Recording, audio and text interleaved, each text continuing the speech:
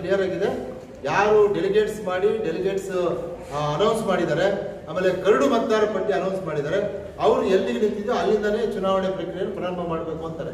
ಇದು ಬಂದು ಆಗಲೇ 15 ದಿವಸ ಆಯಿತು, ಇದುವರೆಗೂ ಕೂಡ ಯಾವುದೇ ಒಂದು ಕ್ರಮ ತಗೊಂಡಿಲ್ಲ.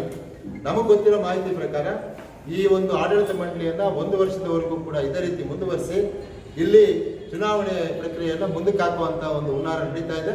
ಅದಕ್ಕೆ ನಾವು ಇಲ್ಲಿ ಇರ್ತಕ್ಕಂಥವ್ರು ಎಲ್ಲರೂ ಕೂಡ ಒತ್ತಾಯ ಮಾಡೋದು, ಇವತ್ತೇನು ಅವರ ಅವಧಿ ಮುಗಿದಿದೆ, ಬಹುಶಃ ಮೇ 12ಕ್ಕೆ ಈ ಕೋಲಾರ ಚಿಕ್ಕಬಳ್ಳಾಪುರ ಹಾಲು ಒಕ್ಕೂಟದ ಆಡಳಿತ ಮಂಡಳಿಯ ಅವಧಿ ಮುಗಿದಿರೋದ್ರಿಂದ ಕೂಡಲೇ ತಾವು ಏನು ಆ ಆಡಳಿತ ಮಂಡಳಿಯನ್ನು ವಜಾಗೊಳಿಸಿ ನೀವು ಆಡಳಿತಾಧಿಕಾರಿಯನ್ನು ನೇಮಕ ಮಾಡಬೇಕು.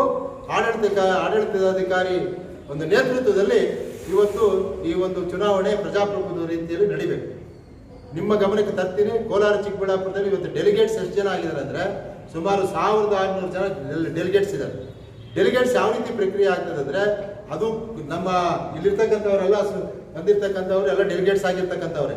ಡೆಲಿಗೇಟ್ ಮಾಡಬೇಕಾದ್ರೆ ಅಲ್ಲಿ ಒಂದು ಪ್ರಜಾಪ್ರಭುತ್ವ ರೀತಿಯಲ್ಲಿ ಚುನಾವಣೆ ತರ ನಡೆದು ಅಲ್ಲಿ ಯಾರು ಫೋರಂ ಇರ್ತದೋ ಅಧ್ಯಕ್ಷರಲ್ಲ, ಡೈರೆಕ್ಟರ್ ಕೂಡ ಇವತ್ತು ಡೆಲಿಗೇಟ್ ಆಗಿ ಬಂದಿದ್ದಾರೆ. ಸೊ ಇವರು ಇದನ್ನ ಡೆಲಿಗೇಟ್ ಆಗಿ ವೋಟಿಂಗ್ ರೈಟ್ಸ್ ಕೊಟ್ಟಿರ್ತಕ್ಕಂಥ ಈ ಸಂದರ್ಭದಲ್ಲಿ ಇದನ್ನ ಮುಂದಕ್ಕೆ ಹಾಕಿದ್ರೆ ಮತ್ತೆ ಇನ್ನೊಂದು ವರ್ಷ ಮುಂದಕ್ಕೆ ಹೋದಾಗ ಮತ್ತೆ ಹೊಸದಾಗಿ ಡೆಲಿಗೇಟ್ಸ್ ಮಾಡಬೇಕು ಅಂತಾರೆ. ಇದು ಬಂದಿರ್ತಕ್ಕಂಥದ್ದು ಹೊಸದಾಗಿ ಡೆಲಿಗೇಟ್ಸ್ ಮಾಡಿ ಇದು ಹುನ್ನಾರ ಹಿನ್ನೆಲೆ ನಮ್ಗೆ ಹೇಳ್ಬಿಡ್ತೀನಿ. ಇವತ್ತೇನು ಕೋಆಪರೇಟಿವ್ ಅಮೆಂಡ್ಮೆಂಟ್ ಮಾಡ್ಲಿಕ್ಕೆ ಹೊರಟಿದ್ದಾರೆ ಸರ್ಕಾರ.